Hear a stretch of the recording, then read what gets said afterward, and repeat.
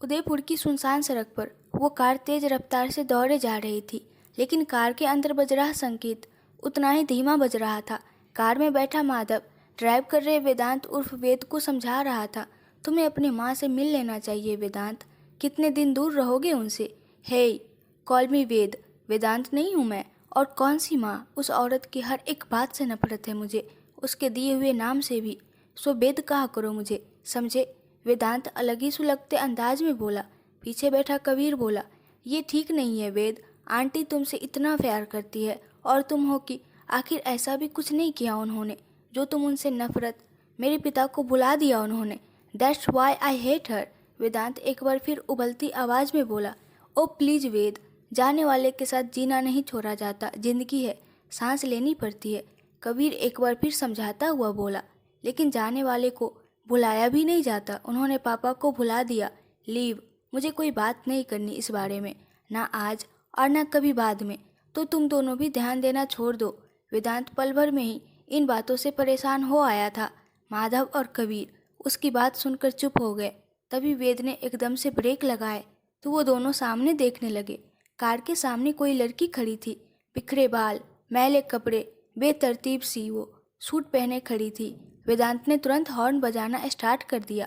Horn की आवाज़ पूरी सड़क पर गूंजकर रात के घोर सन्नाटे को चीर रही थी। वो लड़की फिर भी नहीं हटी, बल्कि कार में बैठे वेदांत को धुंधली नज़रों से देखने लगी। वेद ने और तेजी से हॉर्न बजाना स्टार्ट किया।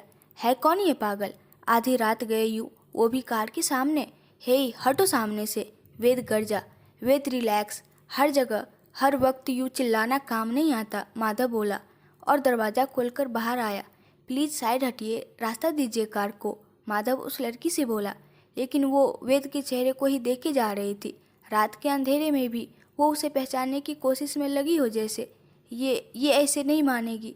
बोलकर जैसे ही वेद सीट बेल्ट खोलने लगा तो माधव ने उस लड़की को वापस कहा, इतनी रात गए आप यूँ बीच सड़क पर क्यों खड़ी है, अपने घर जाइए। कहते हुए माधव की नज़र वेद पर थी, जो कार के बाहर निकल चुका था। माधव उसका बेबाक गुस्सा जानता था। वो लड़की अभी भी वेद को ही देख रही थी। वेद ने एक झटके से उस लड़की का हाथ पकड़कर रोड के किनारे खड़ा कर दिया। हे लड़की, तुम्हारे मरने का शौक मेरी ये कार पूरा नहीं करेगी, और कर भी देती है तो मैं तुम्हारी मौत का हर्जाना देने वालों में से नहीं हूँ, इसलिए अगली बार किसी और की गाड़ी चुनना।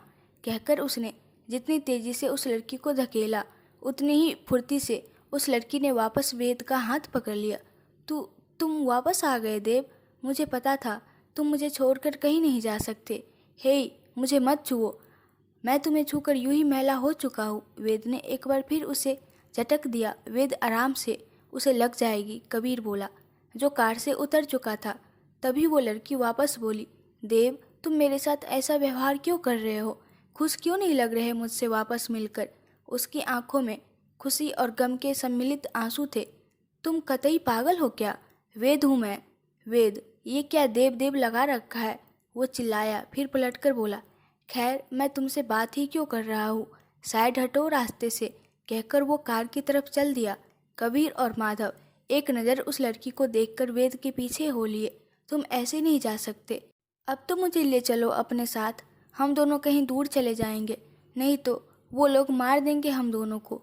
वो लड़की उसके पीछे आते हुए फिर बड़बड़ाई, लेकिन उन तीनों को उसकी बातें बेतुकी सी लग रही थी। ये क्या बके जा रही हो, बेमतलब की बातें, मेरे पीछे मत आओ, समझी। वेदांत हर बात चिल्लाते हुए कह रहा था। अरे यार आहिस्ता बोलो, कब से चिल्लाए जा रहे हो बेचारी पर। I think she is mentally disturbed. Kabir उस लड़की की हालात देखते हुए बोला, जिसको अपना दुपट्टा संभालने तक का होश नहीं था। वो सच में कोई पागल लग रही थी। वेट, ये बेचारी, ऐसी बेचारी ही सामने वाले को कब बेजार और बेकार बना दे, पता नहीं चलता। और रही बात मानसिक रूप से कमजोरी की, तो तुम लोग भी खड़े हो यहाँ, ये मेरे ही पीछे क्यों पड़ी है। वेद उसे धिक्कारते हुए बोला। उसकी बातें सुन वो लड़की एकदम से उसके गले आ लगी। इतना क्यों नाराज हो रहे हो, अब तो दैविक कहकर भी नहीं बुलाया तुम्हें। सुनो, देव ही तो कह रही हूँ, फिर किस बात का गुस्सा। वेदांत को एक पल के लिए खुद का अंदाज याद आया। वो भी खुद को वेदांत कहलवाना पसंद नहीं करता था, उसे अपना नाम वेद सुनना ही पसंद था। लेकिन फिर होश आया कि वो लड़की बेमतलब उसके गले लगे खड़ी है, तो उसके गुस्से की कोई सीमा ना रही। उसने झटक कर उसे एक थप्पड़ जड़ दिया। कह रहा था ना, छुओ मत, मेरे सब्र का इम्तिहान मत लो लड़की, जाओ यहाँ से, अपना रास्ता नापो। कहकर वो झट से गाड़ी में आ बैठा। कबीर और माधव दोनों अफसोस से उस लड़की को देख रहे थे, जो अपने गाल पर हाथ रखे अपने आंसुओं को आंखों में ही समेटे हुए थी। अब तुम दोनों को इसका अफसोस ही मनाना है तो मैं जाऊँ? वेद उन दोनों को देखते हुए बोला। ये इतनी रात को कहाँ जाएगी? अकेले।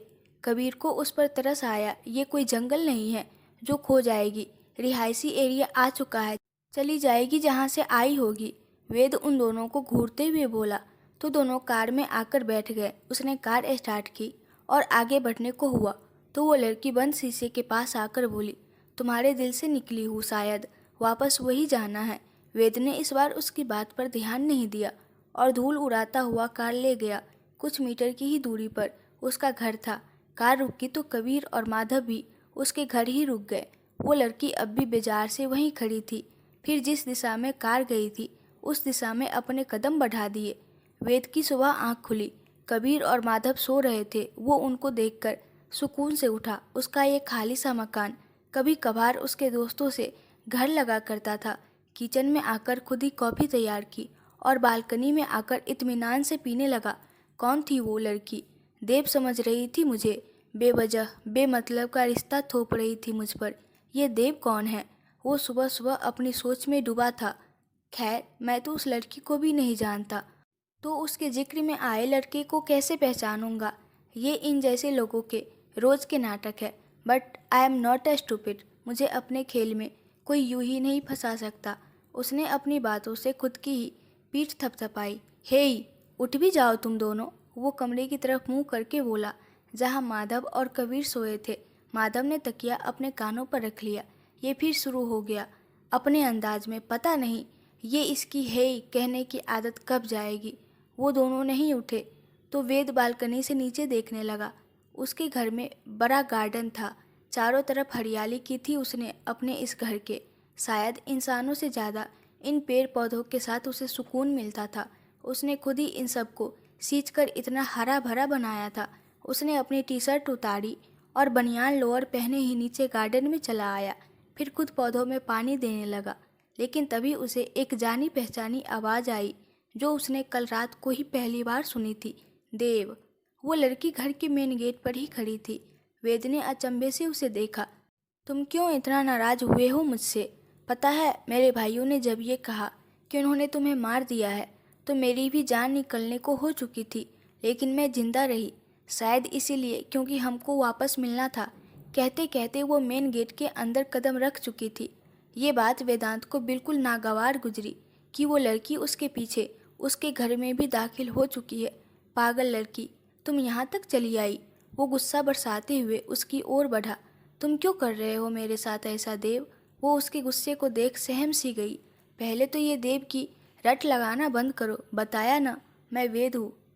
अपना ये नाटक कहीं और जाकर कंटिन्यू करो। वो उसे उंगली दिखाता हुआ बोला। क्या तुम सब भूल गए? हमारे प्यार को भी? Shut up.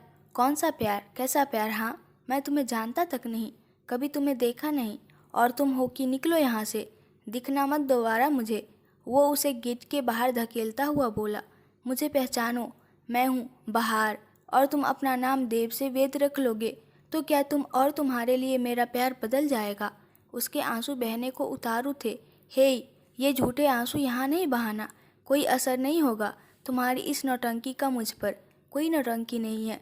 नौटंकी तुम कर रहे हो। हालत देखो मेरी कैसी हो गई हूँ तुम्हारे इंतजार में, और तुम हो जो सिर्फ वेद बनकर मुझे परेशान करने में लगे हो। वह थोड़ा तेज स्वर में बोली तो वेद का पारा चढ़ गया। तब तक कबीर उठ चुका था। वो उठकर बालकनी में आया तो नीचे गार्डन में देखकर हैरान रह गया। ये लड़की फिर, ओह गॉड, ये वेद का गुस्सा नहीं जानती है। वो फटाफट नीचे भागा। वेद उस लड़की की तरफ कदम बढ़ाकर दांत पीसते हुए बोला, देखो, सुनो, समझो, मैं सिर्फ लड़की समझकर तुम्हें बख्श रहा हूँ, लेकिन अब एक और दफ़ा तुमने ये फालतू की कहानियाँ बनाने की कोशिश की तो तुम्हें एहसास होगा कि मुझसे बुरा यहाँ कोई नहीं। तब तक कबीर नीचे आ चुका था। वेद, तू रुक, मैं समझाकर भेजता हूँ इसे यहाँ से।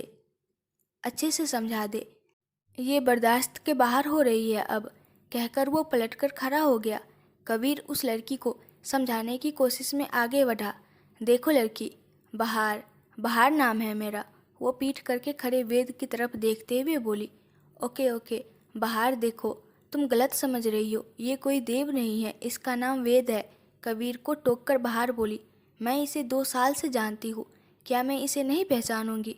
और हम इसे बचपन से जानते हैं, ये वेद है, वेदांत। कबीर फिर बोला। वेद खुद का नाम सुनते ही आगे आया। वेदांत नहीं, ओनली वेद। और तुम लड़की, बहुत हुई तुम्हारे साथ बहस, तुम ऐसे नहीं मानने वाली, कहकर वेद ने उसका हाथ पकड़ उसे बाहर ला छोड़ा।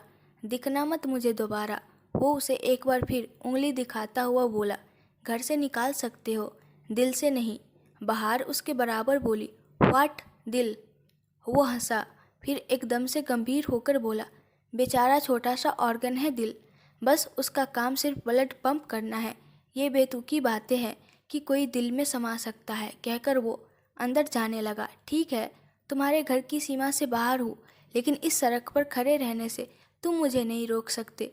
वो उसके घर की दीवार से लगकर बाहर ही बैठ गई। जो करना है करो, लेकिन मेरे घर के बाहर, और फिर बोलोगी नहीं मेरे सामने। सोच लेना, समझ लेना, वेद धमकी भरे अंदाज में बोला। तभी उसकी नज़र बहार के हाथ पर पड़ी। उसने किसी का फोटो अपने हाथों में जकड़ा हुआ था। शायद ये देव की फोटो हो जिसकी बात कर रही है ये पागल लड़की। वेद के मन में एक पल को विचार आया। जो भी हो, मुझे क्या मतलब, चली जाएगी कुछ देर में। वो अंदर बैठ गया और चलते चलते कबीर से बोला। चल कॉफ़ी पिलाऊं तुझे मेरे हाथ की। कबीर बहार की तरफ देखते हुए ही बोला। लेकिन ये सड़क पर तुझे ज़्यादा हमदर्दी है तो तू भी उसके साथ बैठकर उसका दुख बांट सकता है, कहकर वो अंदर चला गया। उसे जाते देख कबीर मन में बड़बड़ाया। मैं हमदर्द बनूं ना बनूं, लेकिन ये बेदर्द बना ही फिरेगा। काश थोड़ा तो पिघले इसका दिल। कबीर बहार पर एक नज़र डालते हुए अंदर की ओर बढ़ गया। वेद और कबीर अंदर आ गए। बहार वही मेन गेट से सटकर बैठी हुई थी। उसके मन में वो लम्हे घूम रहे थे जब वो दैविक के साथ थी, और दैविक के निम्न जाति के होने के कारण बहार के पिता और दोनों भाई उन दोनों के साथ के सख्त खिलाफ हो उठे थे। बहार का परिवार शुरू से ही इन सब मामलों में बहुत सख्त रहा था, लेकिन ना जाने कौन से लम्हे में दैविक उर्फ देव से प्यार हो गया था बहार को, जिसकी कीमत अब चुका रही थी। उसे खुद भी न पता था कि वो प्यार ही था या कुछ और। उसे आज भी याद था देव का वो निश्चल मुस्कुराना, उसका वो सरल स्वभाव, उसकी सादगी और उसका मासूम चेहरा। कुछ भी तो नहीं भूली थी वो। उसे वो भी याद था जब उसके पिता सुरजीत सिंह ने उसे कहा था कि मर चुका है वो जिस पर तुम मरती थी। उस पर बहार के भाई दर्शन सिंह की चुभती आवाज़, तुम्हारी जिद ने जान ले ली उसकी। फिर उसका छोटा भाई शौर्य सिंह भी बोला, अगर हमारी बात मान लेती तो आज उसे इस तरह हमारे हाथों अपनी जान नहीं गंवानी पड़ती। और बहार, वो तो देव की मौत के बारे में सुनकर ही अपना सब कुछ खो बैठी थी, जैसे पागल सी हो गई थी। मरने का सोचा तो सोच नहीं उसका साथ नहीं दिया। आखिर उसने देव की लाश तो नहीं देखी थी। सिर्फ अपने पिता और भाइयों के कहने पर कैसे मान ले कि देव नहीं रहा। बस फिर वो भाग आई वहाँ से, निकल आई अपने ही घर से, सड़कों पर, मंदिरों में पागलों जैसे घूमती रही। हर कोई उसे पागल ही समझता था, लेकिन सिर्फ उसे लगता था कि उसने अपना मानसिक संतुलन नहीं खोया है। हाँ, इन चंद बातों के अलावा जैसे सब कुछ भूल चुकी थी वो वेदांत के घर के बाहर अभी भी वैसे ही बैठी थी। तुम्हारे लिए सब कुछ छोड़ आई हूँ और तुम हो कि पहचानते तक नहीं मुझे। क्यों देव? इंतजार करूंगी उस पल का जब तुम्हारा दिल पसीजेगा मुझे यहाँ ऐसे बैठे देखकर। मालूम है कि मेरे परिवार वालों ने कुछ ऐसा किया होगा जिससे नाराज़गी हो रही होगी तुम्हारे मन में। वो खुद को ही संतावना दे रही थी। अंदर तीनों दोस्त बैठे कॉफ़ी का लुत्फ़ उठा रहे थे। वेद को बाहर का ख्याल भी नहीं आया था, लेकिन कबीर उसकी हालात पर परेशान था, क्योंकि अगर वो कल रात से यही बैठी है तो उसने कुछ खाया भी नहीं होगा और पता नहीं कब तक वो यूं ही बैठी रहेगी। कबीर ने कॉफ़ी पी रहे वेद को देखा और मन में बड़बड़ाया, इससे तो उम्मीद लगाना ही बेकार है। बेचारी वो लड़की। नहीं, बाहर बाहर कब तक ऐसे बिना कुछ खाए पिए बैठी रहेगी? फिर कुछ देर में धूप भी निकल आएगी। कुछ बोलना है तो बोल दे, ऐसे क्या देख रहा है? वेद बोला तो कबीर हड़बड़ा गया। वो सोचते हुए वेद को ही देख रहा था इतनी देर से कबीर कुछ नहीं बोला तो वेद ने वापस कहा, बोल क्या हुआ। कबीर ने उसकी तरफ नाउम्मीदी से देखा और कहा, वो लड़की बाहर। हे स्टॉप यार, कल से बस लड़की लड़की, मुझे इतना वक्त नहीं कि उसकी बातें या उसके बारे में कुछ सुनूं, इसलिए नहीं बोल रहा था। तूने ही कहा बोलने को। कबीर मुरझाई शक्ल लेकर बोला, कौन, वो कल वाली? माधव ने पूछा, जिसको आज सुबह का वाकया पता नहीं था। नहीं, आज वाली। वो यहाँ तक आ गई है पीछा करके और बाहर बैठी है। कबीर ने माधव से कहा, आई थिंक हमें पुलिस को इन्फॉर्म करना चाहिए, वो ही देख लेंगे कि कहाँ से आई है और किसको ढूंढ रही है। माधव ने सुझाव दिया। वेद उठते हुए बोला, तुम दोनों को उसी के बारे में डिस्कस करना है तो मैं चलता हूँ ऑफिस, तुम आते रहना। वो लड़की चली जाएगी, उसके बारे में इतना क्या सोचना। माधव ने उसका हाथ पकड़ा। हे सॉरी बॉस, आप तो नाराज हो गए शायद। उन तीनों में एक माधव ही था जो कभी कभार मजाक के मूड में रहता था। वेद ने माधव को देखा और मुस्कुराकर बोला, अभी तो नहीं हुआ, बट फिर से बॉस कहा तो हक मिल जाएगा मुझे नाराज होने का। साथ ही नौकरी से भी हाथ धो बैठोगे तुम। दरअसल वेद अपने पापा की कंपनी को आगे बढ़ा रहा था। कबीर और माधव उसी कंपनी में एज अ एम्प्लॉय काम करते थे, लेकिन वेद कभी अपने आप को बॉस की तरह शो नहीं करता था उनके सामने। अब चलो रेडी होकर हॉल में चलते हैं, नाश्ता साथ ही करेंगे, वेद कहकर वॉशरूम में घुस गया। वो रेडी होकर नीचे आया, फिर खुद ही नाश्ता बनाने लगा। यार कुछ तो सर्वेंट्स रख ले घर में, खाना भी खुद ही बनाता है, माधव बोला और आकर किचन में खड़ा हो गया।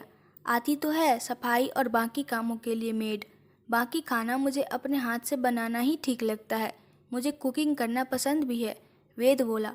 फिर कुछ देर में तीनों ने नाश्ता किया और ऑफिस के लिए निकले। वेद को आते देख बाहर उम्मीद में खड़ी हो गई कि शायद वो उसे लेने आया हो। वेद की हल्की नज़र उसके हाथ पर थी, जिसमें अब भी वो फोटो थी जिस शख्स को वो लड़की वेद में ढूंढ रही थी। वो ऊपरी मन से ही उस शख्स को देखना चाह रहा था, लेकिन उसे कुछ ढंग से नहीं दिखा। वो भी नज़रअंदाज करता हुआ अपने दोस्तों के साथ ऑफिस निकल गया, लेकिन उम्मीद थी कि लौटने से पहले ये लड़की उसे यहाँ नहीं मिलेगी। शाम के 7 बजने को थे। वेदांत ऑफिस से घर लौट रहा था। आज कबीर और माधव उसके साथ नहीं थे।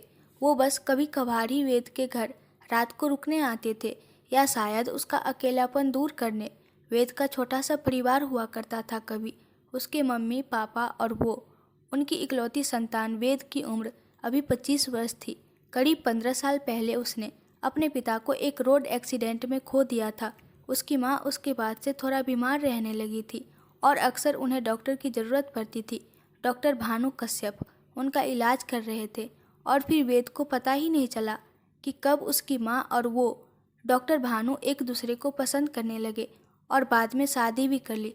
हालांकि डॉक्टर भानु उसकी माँ से 5-6 साल छोटे थे। बचपने में वो ज़्यादा कुछ समझ नहीं पाया, लेकिन जैसे जैसे उसकी उम्र बढ़ी वो उसकी माँ से इस बात को लेकर नफरत करने लगा और अलग रहने लगा। अब वो बस अपने पापा की कंपनी को आगे बढ़ा रहा था और पूरे घर में अकेले ही रहता था। उसकी माँ उसे कई बार अपने पास बुलाती थी, लेकिन वो डॉक्टर कश्यप के घर बिल्कुल नहीं जाता था। फिर थक हार कर उसकी माँ ही कभी कभार उससे मिलने आ जाया करती थी, पर वेद उन्हें एक मेहमान की तरह ट्रीट करता था। माँ कहना ही छोड़ चुका था। अपनी सोच में गुम वेदांत घर पहुंचा और घर के बाहर बने गैराज में गाड़ी पार्क की। फिर अंदर की ओर बढ़ा तो देखा कि बाहर उसके घर के मेन गेट के बाहर बेहोश पड़ी है। वो उसको देखकर ठिठका। ये उसके लिए नई मुसीबत थी। वो मुंह बिगाड़ता हुआ उसकी तरफ आया, फिर हड़बड़ाहट में उसके पास घुटनों के बल बैठा और उसका गाल थपथपाकर बोला, हे लड़की उठो, आई सेड वेकअप, ये कोई बेहोश होने की जगह नहीं है। वो उसकी बेहोशी को देखते हुए भी गुस्से में बोल रहा था। वो नहीं उठी तो उसका हाथ पकड़कर उसे बैठाने की कोशिश करता हुआ बोला, क्या मुसीबत हो तुम, मैं ही मिला था इतना परेशान करने को, उठो, मैं बार बार नहीं कहूँगा उठने को। वेद के तेवर अभी भी स्थिर थे। उसने बाहर का हाथ देखा। उसने इस हाल में भी उस फोटो को मजबूती से जकड़ा हुआ था। है कौन इस फोटो में? वेद ने फोटो देखने के लिए उसका हाथ छोड़ दिया।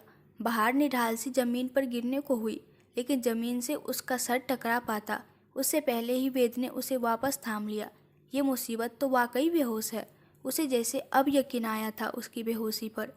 उसकी हालात को देखते हुए अब वेद का मन गवाही नहीं दे रहा था कि उसे ऐसे ही पड़ा रहने दे। उसने बहार को अपनी गोद में उठाया और हॉल के बगल वाले कमरे में जाकर बेड पर लेटा दिया। ये लड़की पता नहीं कितने दिन से नहीं नहाई। वो अपनी बाजुओं को अपने नाक के पास ले जाकर मुंह बिगाड़ते हुए बोला। वेद को गंदगी बिल्कुल पसंद नहीं थी। वो किचन में गया और पानी की भरी बोतल उठा लाया। उन दोनों के अलावा अगर कोई तीसरा भी उस कमरे में मौजूद होता तो यही अंदाज़ा लगाता कि वेद ज़रूर बहार के लिए पीने के लिए पानी लाया होगा। लेकिन वेद ने बोतल का ढक्कन हटाकर पूरा पानी एक साथ बहार के चेहरे पर उड़ेल दिया। इतने ठंडे पानी से बहार एक पल को कसमसाई, फिर बुरी तरह से चौंक कर उठ बैठी। उसका चेहरा एक पल को सुन्न महसूस हुआ ठंडे पानी की वजह से। होश आया या और लाऊं पानी? वेद ने उसे देखकर पूछा। बहार को अब होश आया कि वो किसी के घर में है। उसने गर्दन उठाकर देखा तो पल भर में आंखें भर आई। वो उसे उठाकर अंदर ले आया था, जिसे वो देव समझ रही थी। देव, उसने एक बार फिर उसी नाम से पुकारा तो वेद ने गुस्से को काबू करते हुए कहा, I am Ved, correct yourself. और फिलहाल मुझे इस बारे में बिल्कुल बहस नहीं करनी। सबसे पहले जाकर नहा कर आओ। उससे पहले किसी चीज़ को मत छूना। वो पूरी हिदायत देते हुए बोला। नहाऊं? लेकिन कहाँ? वो असमंजस में बोली। आखिर उसे कैसे पता होगा कि बाथरूम कहाँ है? क्यों, तुम्हारे देव के घर के बारे में इतना तो जानती होगी ना तुम कि कौन सा कमरा कहाँ है, किचन बाथरूम कहाँ है। वेद ने तंज कसा।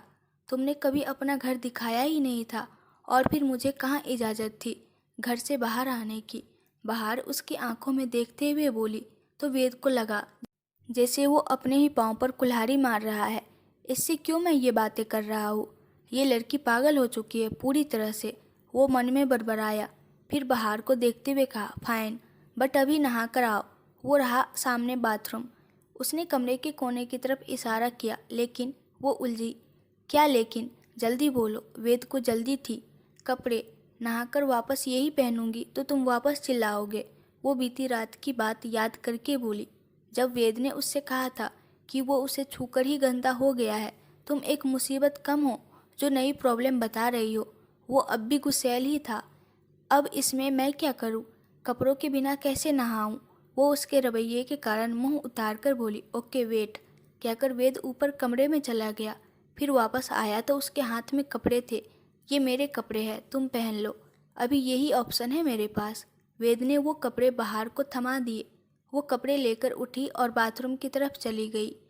वेद मन ही मन में बोला, ये दिन आ गए हैं। कपड़े शेयर भी किए तो एक लड़की के साथ, वो भी ये लड़की पूरी तरह से सनकी। कुछ कहा तुमने? बाहर ने पलटकर पूछा। वेद लड़खड़ाया। वो तो मन में सोच रहा था, फिर भी सख्त चेहरा लेकर बोला, ओह गॉड, जाओ भी तुम, या आज के डिनर में मेरा दिमाग ही खाओगी।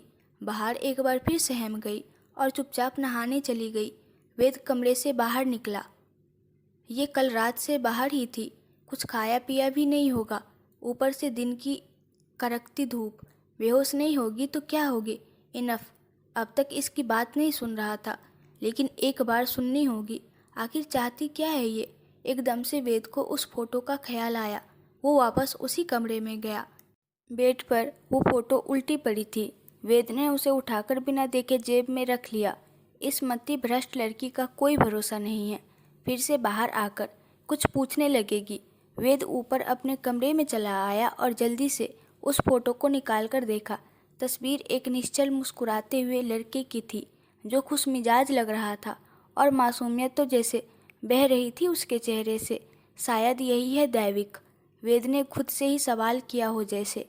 फिर तस्वीर से नज़र हटाकर सामने वॉल पर रखी अपनी फ़ोटो देखी। वो कभी दैविक की तस्वीर देखता तो कभी अपनी। शायद कुछ जांच रहा था। करीब 15-20 बार उसने ये प्रक्रिया दोहराई, फिर झुंझलाकर बोला, कुछ भी तो नहीं सिमिलर है यार, कोई समानता नहीं है इसमें और मुझ में। ये शक्ल से ही हंसमुख लगता है और मैं एकदम सख्त चेहरा ओढ़े हुए हूँ। इसके चेहरे में भोलापन, मासूमियत भरी पड़ी है, और मेरी सूरत पर हमेशा गुस्सा और अकड़। फिर क्यों ये लड़की देव कहकर मेरे पीछे पड़ी है? उसी से पूछना पड़ेगा। वो अपने आप से कहकर वापस नीचे चला आया। तस्वीर देखने के बाद उसे भी थोड़ी जानने की उत्सुकता थी क्योंकि अब तक वो यही सोच रहा था कि शायद उस दैविक की शक्ल उससे कुछ हद तक मिलती होगी, लेकिन ऐसा कुछ नहीं था। वो किचन में आकर डिनर की तैयारी करने लगा। सामने स्लैब पर अब भी वो फोटो रखी थी और वो अब भी सोच में गुम था। शायद ये देव की फ़ोटो ना होकर किसी और की फ़ोटो हो, लेकिन उसके जिक्र में इस नाम के अलावा कोई और आया भी तो नहीं। तभी किसी की आहट से उसकी तंद्रा टूटी। उसने पलटकर देखा, बाहर खड़ी थी। वेद की टी शर्ट ज़्यादा बड़ी नहीं थी उसके, लेकिन वेद के शॉर्ट्स उसके घुटने तक आ रहे थे। तुम यहाँ मेरे किचन में मत आओ, बाहर बैठो, डाइनिंग में जाओ, वो एक बार फिर सख्ती से बोला। आराम से, मैंने अभी तक अंदर पाँव भी नहीं रखा है। वो अपने पैरों की तरफ देखकर बोली, जो दहलीज के बाहर ही थे। सफाई मत दो, जाओ यहाँ से। वो उसकी मौजूदगी से चिढ़ा हुआ था। वो बस उसकी तबीयत को देखकर उसे अंदर ले आया था, बाकी उसे अब भी बाहर को अपनी आंखों के सामने बर्दाश्त कर पाना मुश्किल काम लग रहा था। बाहर चुपचाप चली गई। कुछ देर बाद वेद खाना लेकर बाहर आया। उसने पहले खुद की प्लेट लगाई, फिर बाहर की, और बैठते हुए वापस हिदायत देकर बोला, चुपचाप खाना खाने वक्त एक लफ्ज़ नहीं। बाहर उसकी आवाज़ से वैसे ही डरी सहमी सी थी। उसने कुछ ना कहकर गर्दन हाँ में हिला दी तो वेद भी खाने बैठ गया। पूरे खाने के दौरान दोनों चुप ही रहे। फिर वेद अपना खाना खत्म करके प्लेट किचन में रखाया। बाहर अभी भी खा ही रही थी। ये फ़ोटो मुझे उस कमरे में मिली, कौन है ये? वेद अचानक वो फ़ोटो बाहर के सामने रखता हुआ बोला। बाहर ने उसकी ओर नज़रें उठाई और आंखों से ही इशारा किया कि तुम ही हो। मुंह से बोलो पागल लड़की, ये क्या इशारा कर रही हो? वो फिर थोड़ा तेज लहजे में आया, चिल्लाते क्यों हो? अभी तुमने ही तो कहा था कि खाने के वक्त नहीं बोलना, वो मासूमियत से बोली। वेद को याद आया, उसी ने तो कहा था चुप रहने को। Okay, my fault. अब बोलो किसकी तस्वीर है ये? वो पहली बार नरमी से बोली। तुम्हारी ही तो है। मुझे नहीं पहचान रहे, खुद को तो पहचानो। वो बोली तो वेद को गुस्सा आया। उसकी बातों से ऐसा लगा कि जैसे वो नहीं, वेद पागल हो। क्या मतलब है तुम्हारा? मैं खुद को नहीं पहचानूंगा। देखो गौर से, आंखों और दिमाग की जरूरत तुम्हें है, लेकिन तुम सिर्फ दिल लेकर बैठी हो, वेद ने कहा और उस तस्वीर को अपने गाल से सटा दिया ताकि बाहर को ज़्यादा नहीं थोड़ा तो अंतर दिखे। सिर्फ दाढ़ी बढ़ी हुई है, इससे तुम थोड़ी बदल जाओगे। वो खाना खाते हुए ही बोली। उसका ज़्यादा ध्यान खाने पर ही था, क्योंकि उसने बीती रात से कुछ खाया नहीं था। उसको खाते देखकर वेद गुस्से में होकर भी कुछ न बोल सका, और वैसे भी उसे अब नींद आ रही थी। मैं सोने जा रहा हूँ, खाना खाकर ये बर्तन यही रहने देना, किचन में मत जाना। सुबह मेड आकर धो देगी, और जिस कमरे में थी उसी कमरे में जाकर चुपचाप सो जाना। भूत की तरह रात को मेरे घर में घूमना मत। वो बाहर को समझाकर बोला तो उसने वापस बिना कुछ बोले गर्दन हाँ में हिला दी। उसे डर था कि अगर वो कुछ बोलेगी तो वो वापस चिल्लाएगा। वेद सीढ़ियों से होता हुआ ऊपर चला गया। कुछ देर बाद बाहर ने खाना खत्म किया। उसे वेद की बात याद आई, किचन में मत जाना। वो थोड़ा सोचकर प्लेट लेकर किचन में चली गई। वेद की प्लेट भी रखी थी। उसने खुद ही सारे बर्तन साफ किए, फिर कमरे की तरफ जाने लगी तो डाइनिंग टेबल पर रखी फ़ोटो का ख्याल आया। उसने वो फ़ोटो उठाई और अपने सीने से लगा ली। फिर सीढ़ियों की तरफ देखते हुए बोली, खुद को नहीं पहचान रहे और पागल मुझे कहते हो? इतनी अकड़ कब से आ गई? तुम तो कभी नहीं चिल्लाते थे। आखिर तुम्हारी मुस्कुराहट ने ही बांधा था मुझे, और अब है कि मुस्कुराना भूलकर गुस्सैल बने बैठे हो। कोई बात नहीं, तुम जैसे भी हो मेरे हो। वो वापस उसी कमरे में लौट आई और जल्दी ही नींद में चली गई। उसने अब भी वो फ़ोटो हाथों में ही पकड़ी थी। सुबह 5 बजे वेद अधखुली आंखें लिए उठा और जग उठाया। जग में पानी नहीं था। गुड मॉर्निंग टू मी, उसने खुद से ही कहा। वो हर सुबह यूं ही खुद को विश किया करता था, जैसे खुद को एहसास दिलाता हो कि उसका कोई नहीं है तो वो खुद है। जग खाली देखकर वो उठकर किचन में ही चला आया और फ्रिज से बोतल निकालकर पानी पीने लगा। फिर वापस लाइट बंद करने ही वाला था कि कुछ देखकर रुक गया। वॉश बेसिन के पास बर्तन धुले हुए रखे थे। मैंने तो रात को साफ नहीं किए थे बर्तन। फिर ये वो एक पल को भूल गया था कि कोई दूसरा भी इस घर में मौजूद है। फिर एकदम से याद आया, ये ज़रूर वो पागल लड़की। वो मेरे किचन में आई कैसे और क्यों, जबकि मैंने मना किया था? वो अपने वास्तविक स्वरूप में आ चुका था। उसे घर में पनाह दी, ये कम था। जो ये किचन में भी वो गुस्से के भाव लिए उस कमरे की ओर बढ़ गया। ओपन द डोर, वो दरवाज़ा खटखटाकर बोला। थोड़ा इंतजार किया लेकिन अंदर से कोई जवाब नहीं आया। हेई पागल लड़की, मैं कह रहा हूँ दरवाज़ा खोलो। उसने दरवाज़ा को तेजी से पीटा, जैसे वो भूल चुका था कि वो सो रही होगी। वो अपनी मुट्ठी बंद करके दरवाजे पर मारने लगा। फिर बेहोश हो गई क्या, जो सुनने की क्षमता नहीं रही तुम में? उसका लहजा ही तेज तर्रार था, तीखा बोलना आदत थी जैसे उसकी। एकदम से दरवाज़ा खुला, लेकिन वेद था कि अपना हाथ लगातार दरवाजे पर मारे जा रहा था। नतीजन उसका हाथ जोर से बहार के माथे से टकराया और ऊनिंदी सी बहार की नींद झटके से खुल गई। वो पीछे जा गिरी। आह! बेड से टकराने से उसकी तेज चीख निकली। उसे अब तक समझ ही नहीं आया कि उसके साथ हुआ क्या। उसका हाथ अपने आप ही अपने माथे पर चला गया, जहाँ वेद ने लगभग मुक्का ही जड़ दिया था। सॉरी सॉरी, तुमने एकदम से दरवाज़ा खोल दिया। वो फटाफट आगे आया। उसका लहजा थोड़ा नरम पड़ गया था। वो अब भी यूं ही बैठी हुई थी। फिर एकदम से अपनी आंखें खोली तो समझ आया कि सामने वेद खड़ा है। उसने फटाफट अपने शॉर्ट्स वापस घुटने तक सरका लिए, जो गिरने से थोड़ा ऊपर खिसक गए थे। हाथ दो, वेद सामने हाथ करके बोला। तो उसने उसका हाथ थामा और खड़ी हो गई। वेद ने उसका हाथ छोड़ दिया। ज़्यादा लगी क्या, उसने पूछा। तुमने मारा क्यों? बहार ने जवाबी सवाल किया। तुम किचन में किससे पूछ कर गई थी? वेद के तेवर फिर बदले। इसलिए मारा तुमने इतनी जोर से? उसने एक और सवाल करते हुए अपना सिर वापस पकड़ लिया। तुमने एकदम से दरवाज़ा खोला इसलिए लगी तुम्हें, वो नरमी भूलते हुए बोला। मैंने दरवाज़ा आराम से खोला था, तुम्हें ही सब्र नहीं था। आह मेरा सिर! वो अभी भी अपना सिर सहला रही थी। हेई, सॉरी बोल तो दिया, अब क्या चाहिए तुम्हें? मान ली तुम्हारी सॉरी। उसका हाथ अब कोहनी पर था। बेड से टकराने पर हाथ में भी दर्द हो उठा था। सॉरी नहीं माननी, मेरी बात माननी थी। मना किया था ना किचन में जाने को। अगर मान लेती तो ये होता ही नहीं। रात को गंदे बर्तन नहीं रखने चाहिए, इतना भी नहीं जानते तुम, इसलिए साफ किए थे बस मैंने। वो जवाब दे रही थी, पर उसका ध्यान अपने दर्द पर ही था। तुम इतना क्यों सोच रही हो? ये तुम्हारा घर नहीं है। तुम्हें जाना है अब यहाँ से। तुम्हारी तबीयत भी ठीक है। वेद बोला तो जाने के नाम से ही बहार ने उसे देखा। मैं नहीं जाऊँगी कहीं, उसने सीधे मना कर दिया। क्या क्या क्या कहा तुमने? उसे जैसे वापस सुनना था। मैं यहाँ से कहीं नहीं जाऊँगी, बहार ने बात दोहराई। हेई, वो आगे कुछ बोलता, इससे पहले बहार ने टोका।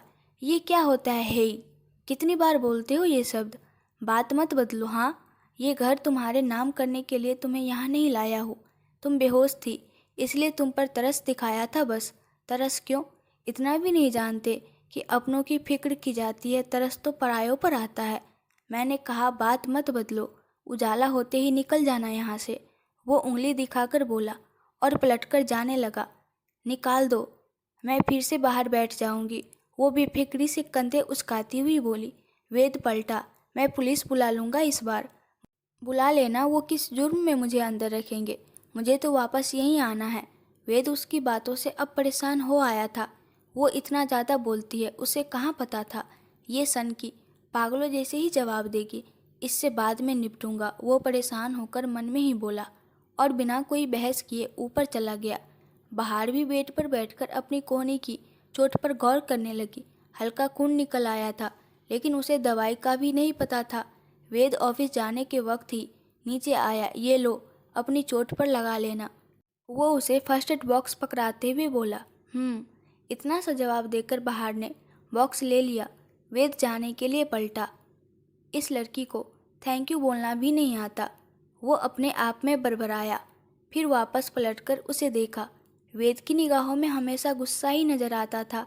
बहार उसके पलटने से थोड़ा डरी तो इतना बोल तो गई थी, लेकिन उसे तब से वेद का डर लग रहा था। मैं आऊँ तब तक इस रूम से बाहर मत निकलना। रात वाली गलती रिपीट नहीं होनी चाहिए। इस बार वो थोड़ा और सख्ती से बोला, क्योंकि रात को नरमी से बोलने पर बहार ने उसकी बात कहाँ मानी थी। नहीं निकलूंगी बाहर, कहकर उसने वेद के मुंह पर ही दरवाज़ा बंद कर दिया। वेद को गुस्सा आया। इडियट, मेरे ही घर में रहकर मुझे किराएदार समझ रही है क्या ये? वो झल्लाते हुए ऑफिस के लिए निकल गया। मुझे ही जाना होगा इस बार भी भानु। वेद नहीं आएगा मुझसे मिलने। शिवानी जी डॉक्टर कश्यप से बोली, जो वेद की माँ थी। लेकिन हमेशा ऐसा नहीं चलेगा ना शिवानी। वो क्या जिंदगी भर मेरी वजह से तुमसे नफरत करेगा? भानु बोले, जिनसे वेद की माँ ने दूसरी शादी की थी। मुझे नहीं पता वो कब तक इस बात को लेकर नाराज रहेगा। आपको पता है वो मुझे माँ भी नहीं कहता, मिसेज कश्यप कहकर पुकारता है, जैसे मैं कोई अनजान हूँ। शिवानी भावुक हो रही थी। रिलैक्स, वो जल्दी समझ जाएगा कि उम्र के उस पड़ाव में हमको एक दूसरे के संबल की ज़रूरत थी। हमने कोई पाप नहीं किया है। जो हमसे नफरत करेगा वो। भानु उनको भावुक होता देखकर बोले, शायद समझे। उसे लगता है कि मैंने उसके पिता अपने पति को भुला दिया है। मैं अरुण को कैसे भूल सकती हूँ? कहते हुए शिवानी ने अपनी नज़र सामने की दीवार पर जमाई। वहाँ वेद के पिता अरुण की तस्वीर लगी हुई थी। फिर वापस बोली, आपको अपना लेने का मतलब ये नहीं है कि मैं अरुण को भूल चुकी हूँ। लेकिन अरुण इस दुनिया में नहीं है, उनकी यादें हैं। वेद कभी ये समझेगा कि ज़िंदगी में आगे बढ़ने का मतलब अतीत को भूल जाना नहीं होता। वो अपने पिता अरुण से बहुत प्यार करता था। शायद इसी वजह से उसको हमारा ये कदम नाराज कर गया। भानु बोले, जो भी हो, नाराज़गी में ही सही, लेकिन वो मिल तो लेता है मुझसे। कल जाऊंगी उससे मिलने। बिल्कुल। उधर शाम को कबीर और माधव वेद के कैबिन में ही बैठे थे। वो लड़की गई या नहीं वहाँ से? माधव ने बातों ही बातों में बहार की जिक्र छेड़ दिया। बहार नाम है उसका। कबीर समझदारी से बोला, हाँ यार, वही बहार। वेद उसका सवाल सुनकर कुछ पल चुप रहा, फिर बोला, वो मेरे घर में ही है कल रात से। हैं? Are you serious? तुमने उसे अपने घर में आने दिया? ये तो कुछ अलग बात है। माधव चौंक कर बोला। उसकी बात का समर्थन करता हुआ कबीर भी बोला, हाँ, ये बात कुछ हजम नहीं हुई। वेद ने लंबी सांस ली। बेहोश पड़ी थी कल शाम। अगर मेरे घर के बाहर मर जाती तो ये बात मुझे परेशान कर जाती, तो उस परेशानी को घर ही लाना पड़ा। अब तो चली गई होगी? माधव ने पूछा। साफ इनकार कर रही है कि नहीं जाएगी। अजीब लड़की है बहुत ज़्यादा। कल रात से सर दुखा दिया है मेरा। वेद सिर पकड़ते हुए बोला, ये क्या बात हुई? मतलब ये तो ज़बरदस्ती हुई। माधव बोला। वेद कुछ बोलने को हुआ, लेकिन कबीर ने उसे टोक कर कहा, यार तुम समझ नहीं रहे। उस लड़की की दिमागी हालात ठीक नहीं। वेद, तुम्हारा उसके साथ ऐसा व्यवहार ठीक नहीं। एक बार सुनो कि वो कहाँ से आई है। उसके पास्ट का शायद उसे कुछ याद हो। मेरे पास यही काम रह गया है क्या? और ऊपर से वो लड़की, कोई डाउट ही नहीं है कि वो पागल है। वेद का दिमाग भंडाया हुआ था। कबीर उसे यूँ देख बोला, यस आई नो कि उसे मेंटली प्रॉब्लम है, तभी तो कह रहा हूँ। देख यार, अगर उसने मुझे देव समझा होता तो मैं तो उसकी पूरी मदद करता। बस उसकी गलती इतनी है कि उसने तुझ में देव दिख रहा है। कबीर हंसा, यार उसने एक दिन में मेरा जीना हराम कर दिया है और तुझे मजाक सूझ रहा है? वेद बोला, अरे यार सीरियसली, मैं तो हेल्प करता, अब तेरा तू जाने। वेद इस बार गंभीर होकर बोला, देव का पता लगाना होगा, लेकिन तब तक वो मेरा पीछा नहीं छोड़ेगी। देव को देखकर शायद उसका दिमाग सही जगह आ जाए। माधव अब परेशान होकर बोला, यार डिस्कशन हो गया हो तो ऑफिस से चले, भूख लगी है मुझे। तुम लोग जाओ, मैं भी बस घर के लिए ही निकल रहा हूँ, वेद ने कहा तो वो दोनों बाय बोलकर चले गए। वेद कुर्सी पर पूरी तरह पसर गया। भूख तो मुझे भी लगी है। लंच के बाद कुछ नहीं खाया। खाने के जिक्र पर एकदम से उसे बाहर का ख्याल आया। वो झटके से उठ खड़ा हुआ। उसको तो मैं भूल ही गया, सुबह नाश्ता तक नहीं बनाया आज तो मैंने। ऊपर से मना किया है कि कमरे के बाहर नहीं निकलना। वो मुसीबत भूख से वापस बेहोश न हो जाए। वो कार की चाबी लेकर ऑफिस से निकल गया। घर पहुंचते ही सबसे पहले उस कमरे की तरफ बढ़ा जहां उसने बाहर को ठहराया था। दरवाज़ा बंद था, लेकिन अंदर से लॉक नहीं था। उसने दरवाज़ा खोला तो देखा कि सामने बेड पर कोई नहीं है, ना ही कमरे में कोई था। वो आज भी किचन में है शायद। भूख लग आई होगी, सुबह से कुछ खाया भी नहीं उसने। वेद को इंसानियत के नाते ही उसकी थोड़ी फिक्र हो गई थी। वो किचन की तरफ गया, वहाँ भी कोई नहीं था। चली तो नहीं गई यहाँ से? अगर ऐसा हुआ तो इससे अच्छा क्या होगा। वो उसे घर में ना पाकर बड़बड़ाया, फिर वापस उसी कमरे में चला गया। कमरे की लाइट बंद थी और शाम हो चुकी थी तो थोड़ा अंधेरा हो गया था। वो अंदर आ गया और ऐसे ही कमरे को देख रहा था। इस घर में रहते हुए भी कई कमरे ऐसे थे जिनमें वेद सालों से नहीं गया था। ये कमरा भी उनमें से एक था जो उसने बीती शाम बाहर के लिए खोला था। एकदम से उसका पैर किसी चीज़ से टकराया और वो एक झटके से आगे की ओर गिर पड़ा। उसका सिर टेबल से टकराता टकराता बचा। उसने ऊपर देखा, उसका सिर वाकई थोड़ी दूरी पर ही रह गया था टेबल से। उफ, बच गया। उसने लंबी सांस ली और खड़े होते हुए देखा कि वो किस चीज़ से टकराया। देखते ही उसकी आंखें एक बार फिर गुस्से से फैल गई। बेड के साइड में फर्श पर बाहर लेटी हुई थी, जो सोई हुई थी या बेहोश थी, ये देखकर पता लगाना मुश्किल था। ये लड़की है कि बुरी भला, सिर पर मंडरा रही है मेरे, वो गुस्से से बोला। तो उसकी आवाज़ सुनकर बाहर कसमसाई, फिर हल्के से आंखें खोली तो सामने वेद खड़ा था। हेई, तुम आ गए, बाहर उठते ही वेद के अंदाज में बोली। हेई लड़की, मेरी नकल मत करो। और ये कोई सोने की जगह है? वो गरजता सा बोला। मैं पलंग पर लेटे लेटे परेशान हो गई थी सुबह से, बाहर जा नहीं सकती थी तो यहाँ लेट गई और पता नहीं कब मुझे नींद आ गई। उसने अंगड़ाई लेते हुए कारण बताया। तुम सच में बाहर नहीं गई ना? वेद को उस पर शक था। हाँ सच में, मेरी कसम, कहते हुए बाहर ने अपने ही सिर पर हाथ रख लिया। तुम बेवकूफ़ हो, अपनी कसम कौन लेता है? अभी तुम्हारी कसम लेकर कहती तो तुम फिर कहते। हे लड़की, तुम्हारी हिम्मत कैसे हुई अपनी कसमों में मेरा जिक्र करने की? वो एक बार फिर वेद की नकल उतारकर हंसने लगी। शट अप, ज़्यादा पर्सनल होने की कोशिश मत करो, वो इस बार उंगली दिखाते हुए बोला। तो बाहर चुप रह गई और कोई जवाब नहीं दिया। वेद बाहर निकलते हुए बोला, चलो बाहर चल के हॉल में बैठो, खाना बना दूंगा अभी। अब याद आई खाने की, पीछे बाहर हौले से बोली। उसे वाकई भूख लग रही थी।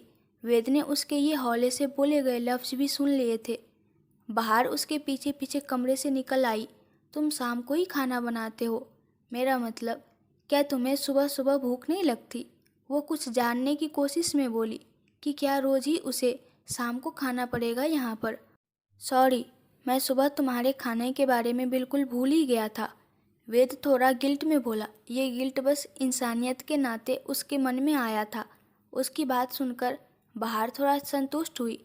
आखिर वही जानती थी कि पूरा दिन उसने कैसे काटा था बिना कुछ खाए पिए।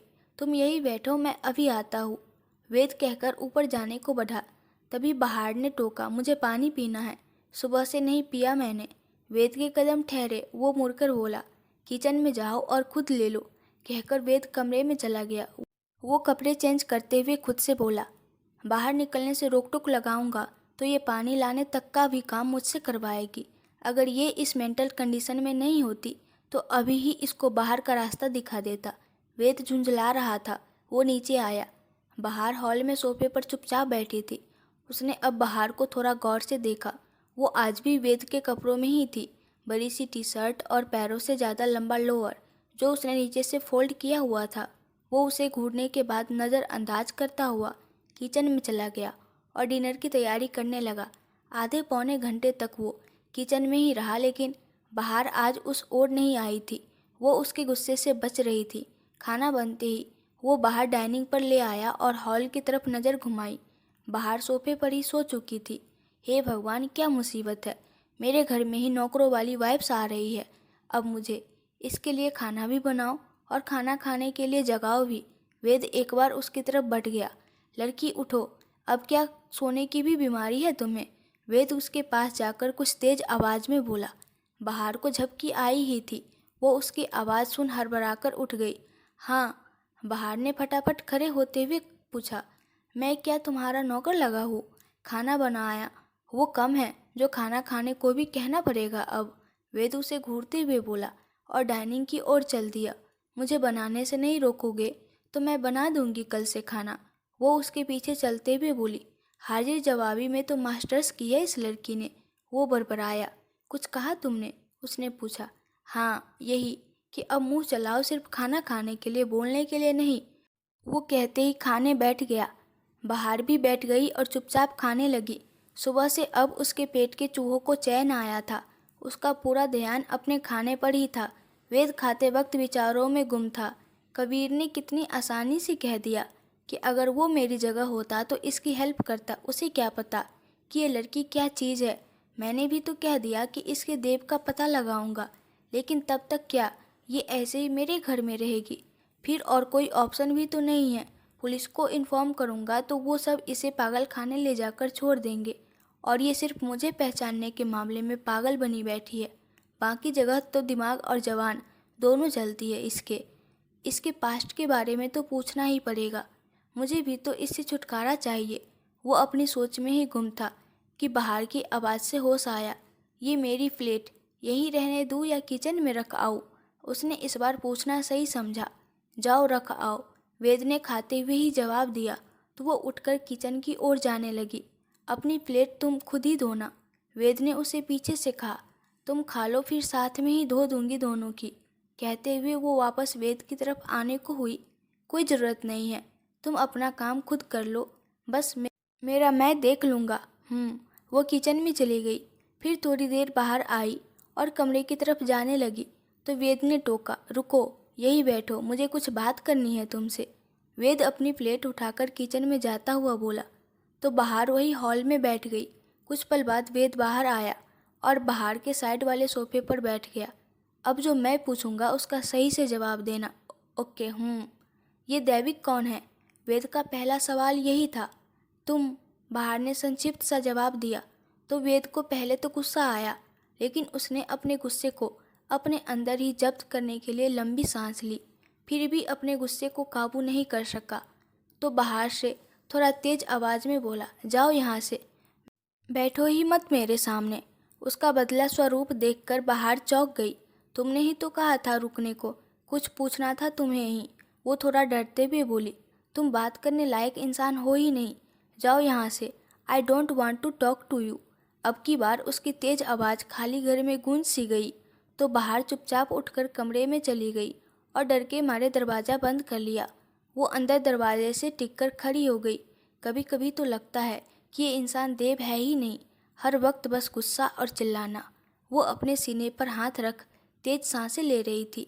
बाहर वेद अपना सिर पकड़े बैठा था। इस लड़की से बात करने के लिए बहुत पेशेंस की ज़रूरत है, जो मेरे अंदर बिल्कुल नहीं है। कुछ दिन रुकता हूँ, तब तक शायद इसे भी एहसास हो जाए कि ये मुझे खामखा दैविक समझ रही है। वो ऊपर अपने कमरे में जाने के लिए उठा, तभी उसका फ़ोन बजा। उसने जेब से फ़ोन निकाला। स्क्रीन पर मिसेज कश्यप नाम फ्लैश हो रहा था। अब इनको क्या दिक्कत है? वेद ने झुंझलाते हुए अपने माँ शिवानी जी का कॉल काट दिया। कुछ पल बाद वापस फ़ोन बजा। अब भी उनका ही कॉल था। वेद ने वापस काट दिया। इनको समझ क्यों नहीं आता कि मुझे कोई बात नहीं करनी इनसे, फिर मिलने बुलाएंगी, लेकिन मैं वहाँ कभी कदम नहीं रखूँगा। कहते हुए वेद ने अपना फ़ोन सोफे पर पटक दिया। वो खुद चली आएंगी यहाँ। उनको तो ये तक समझ नहीं आता कि मैं मिलना ही नहीं चाहता उनसे, वो खुद से कह रहा था। फिर उसने उस रूम की तरफ नज़रें घुमाई जहाँ बाहर थी। उसने देखा कि बाहर ने थोड़ा सा गेट खोलकर उसमें से अपनी गर्दन बाहर निकाल रखी थी और वेद को ही देख रही थी। लेकिन वेद के एकदम से देखने पर वो हड़बड़ा गई और फुर्ती से दरवाज़ा बंद कर लिया। वेद को उसका यूँ छिपकर देखना बिल्कुल नहीं भाया। ये लड़की, उसने गुस्से से सिर झटका। अगर ये ज़्यादा दिन यहाँ रुकी तो झुंझुलाहट में मैं या तो इसका गला दबा दूंगा या खुद का। वो गुस्से में पैर पटकता हुआ ऊपर रूम में चला गया। अगली सुबह वेद बाहर के उठने के पहले ही जॉगिंग के लिए चला गया और दिनों वो छत पर ही टहल लिया करता था और जिम का सामान भी घर पर ही रखा था। लेकिन अब वो ज़्यादा घर पर रहकर बाहर का सामना नहीं करना चाह रहा था। इन 2 दिनों में ही बाहर की मौजूदगी से काफ़ी परेशान हो चुका था। वो इधर बाहर उठ गई थी और कमरे में ही बैठी थी। क्या करूँ, बाहर जाऊँ कि नहीं, वो खुद से ही पूछ रही थी। देव भी नहीं दिख रहा है कहीं। बाहर गई तो चिल्लाने न लगे। वो बाहर हॉल में झांकती हुई बोली। वो एक बार फिर गर्दन बाहर निकालते हुए भी वो देखते देखते बाहर निकल ही आई थी। वो हॉल तक आ पाती तब तक बाहर से वेद आ गया। उसे देखकर बाहर वापस उल्टे पांव भागी। वेद ने उसे यूँ भागते देखा। हे लड़की, वो उसे रोकने को बोला, लेकिन बाहर ने उसकी आवाज़ सुनकर आंखें बंद कर ली। नतीजन अंदर जाने की बजाय वो दरवाजे के साइड की दीवार से जाकर टकराई। आह! टकराते ही उसकी हल्की आह निकल गई। वेद उसकी ओर आया। वो अब भी आंखें बंद करे हुए ही खड़ी थी। आंखें खोलो, वेद की ये आज के दिन की पहली गुर्राहट थी, लेकिन बहार ने आंखें ना खोलकर उन्हें और जोर से बंद कर लिया। मैंने कहा, अपनी आंखें खोलो। वह थोड़ा तेज बोला। इस बार उसने झट से आंखें खोल ली। लो, खोल ली ना, चिल्लाते क्यों हो? वेद ने उसे गुस्से से घूरा तो वापस बोली, वो मैं तुम्हें देखकर नहीं भागी। वो अपनी नज़रें इधर उधर घुमाने लगी क्योंकि वेद उसे ही घूर रहा था। सॉरी देव, वो उसको गुस्से से देखकर फिर बोली, लेकिन ये सॉरी और नाम उसके गुस्से को बढ़ावा दे गया। हे! उसने हल्के हाथों से बहार का चेहरा अपनी मुट्ठी में भींच लिया। बहार ने डरते हुए उसे देखा। वो इस वक्त ज़्यादा गुस्से में लग रहा था। हालांकि गुस्सा तो उस पर हर वक्त सवार ही रहता था, लेकिन शायद अभी वो मिसेस शिवानी कश्यप की वजह से ज़्यादा परेशान था। उस पर बहार की हरकतें थी जो उसे गुस्सा दिला रही थी। देव, बहार वापस डरते डरते बोली, सुनो लड़की, इस घर में रहने की पहली शर्त यही है कि तुम मुझे ये देव कहना छोड़ दो। वेद नाम है मेरा, वेद कहोगे तुम मुझे, समझी? कहकर उसने बहार का मुंह छोड़ दिया और ऊपर कमरे में जाते हुए बोला, जाकर नहा लो, यहाँ मत खड़ी रहो। वेद ऊपर चला गया तो बहार भी नहाने चली गई। वो नहाकर एक बार फिर वेद के कपड़े पहनकर आई थी।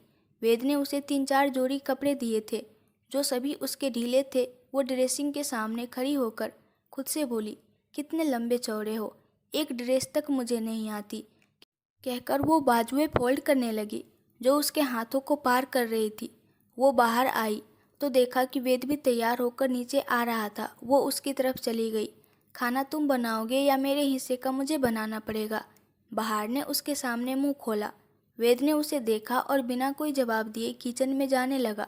बोलो भी, बोलने पर कौन सा टैक्स लगा है?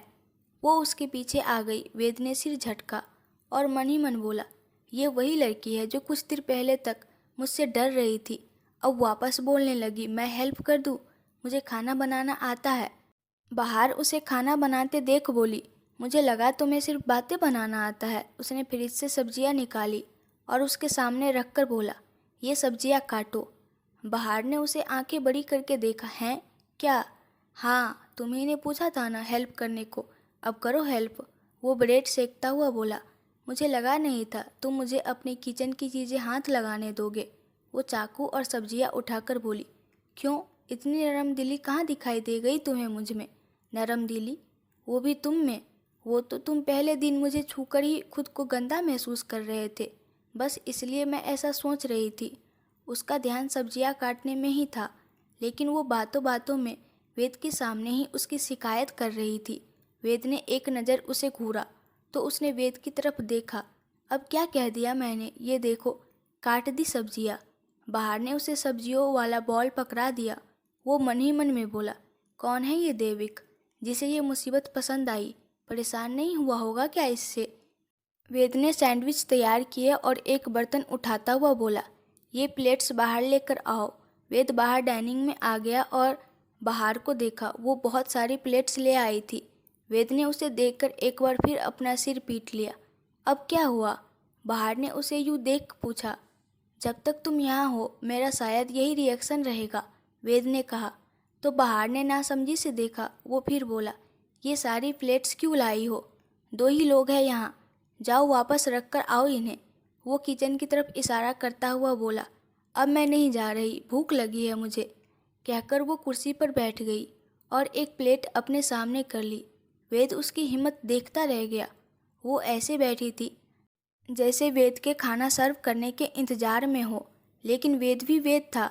उसने अपने लिए नाश्ता प्लेट में डाला और खाने लगा। बहार ने उसे देखा। मैं भी हूँ यहाँ, तुम अकेले कैसे खा रहे हो? वो उसे खाता देख बोली, तो मैंने कौन सा तुम्हारे हाथ बांध दिए हैं, खुद लो और खा लो। वेद बोला। उसे बहार की बातों से ये फील हो रहा था जैसे ये बहार का घर हो और वो यहाँ रहने आया हो। बहार ने प्लेट लगाई और खाने लगी। अच्छा देव, वो कुछ बोलने को हुई, लेकिन वेद ने तपती निगाह से देखा तो वो संभली, नहीं देव नहीं, वेद, वेद। वो फिर खाने लगा। वो रात को किसका कॉल आ रहा था जिसे देखकर तुम यूँ गुस्से में थे? बहार ने पूछा तो वेद के हाथ रुके। रात की बात याद आई। उसकी माँ का कॉल आ रहा था, लेकिन उसने कोई जवाब नहीं दिया था, ना तो कॉल का और ना ही अभी बहार को।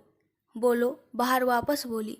तो वेद ने गुस्से में उसका हाथ पकड़ा और टेबल से टिकाता हुआ बोला, हे, कहा था ना, डोंट बी पर्सनल। मेरी लाइफ में कब क्या और क्यों है इस पर नज़र रखोगी तो मैं बर्दाश्त नहीं करूँगा। बाहर को कुछ समझ ही नहीं आया कि वो एकदम से यूँ गुस्सा क्यों हो जाता है। वो कुछ नहीं बोली तो वेद भी गुस्से को काबू करता हुआ वापस खाने लगा। बाहर वापस बोल पड़ी, तुम्हारे हाथ पकड़ने में अब वो एहसास क्यों नहीं महसूस हुआ जो पहले होता था। वो अपना हाथ देख रही थी। वेद उसकी बात सुनकर खाने के बीच में ही खड़ा हो गया। क्योंकि मैं तुम्हारा देव नहीं हूँ पागल लड़की। उसके एहसास मुझ में कैसे महसूस होंगे तुम्हें। वो फिर चिल्लाया और वहाँ से ऊपर कमरे में चला गया। बाहर पीछे बड़बड़ाई, इतनी क्या नाराज़गी है मुझसे जो खुद को पहचानने और स्वीकारने से भी ऐतराज़ है। वो चुपचाप नाश्ता करने लगी। कुछ देर बाद उसने नाश्ता किया और अपनी प्लेट धो दी। वेद की प्लेट अब भी यूं ही थी, आधी भरी हुई। वो खाने के बीच में ही जो उठ गया था। बाहर अपने कमरे की तरफ जाने लगी। हाँ, उसने ये कमरा अपना ही मान लिया था। तभी एक औरत अंदर आई। दोनों ही एक दूसरे को देखकर ठिठक गई। आप कौन? दोनों के लफ्ज़ों से समान ही सवाल निकला।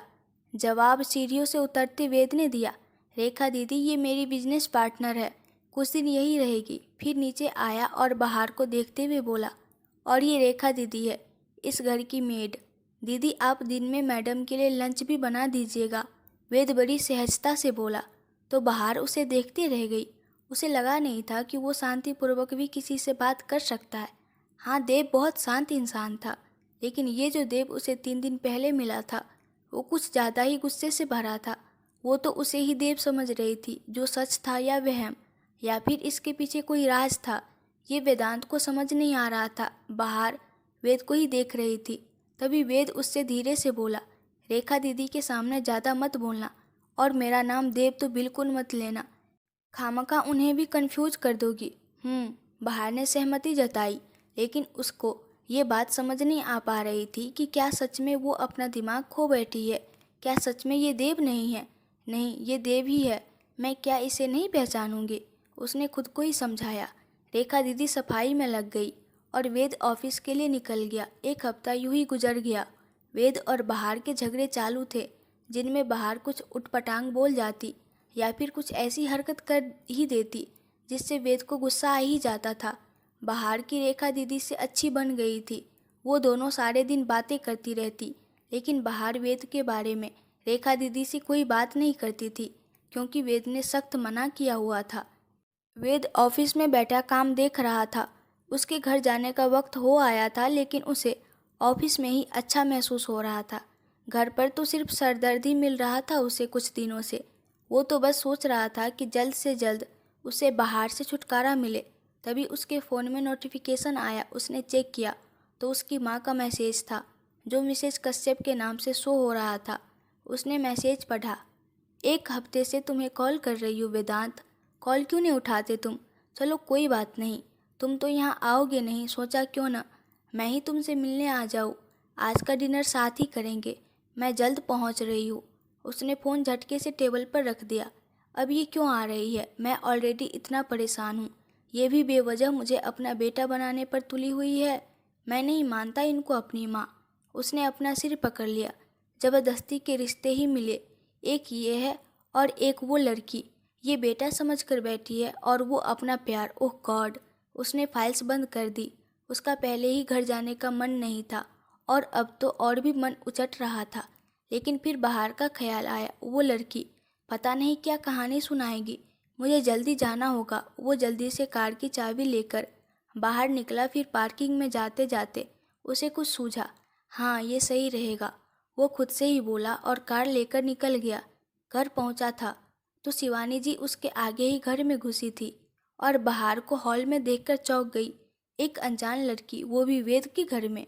उनके पीछे पीछे ही वेद घर में घुसा। बाहर ने उसे देखा और आंखों से पूछा कि ये कौन? शिवानी जी को वेद के आने की भनक नहीं थी। उन्होंने बाहर से पूछा, तुम कौन हो और इस घर में कैसे? बाहर निशब्द सी खड़ी थी। तभी पीछे से वेद बोला, शी इज़ माई वाइफ। अगर आप लोगों को इस कहानी के आगे का पार्ट देखना है तो प्लीज़ ज़्यादा से ज़्यादा कमेंट करें और मेरे चैनल को सब्सक्राइब कर दें। इस वीडियो को लाइक कर दीजिए, शेयर कर दीजिए। Thank you.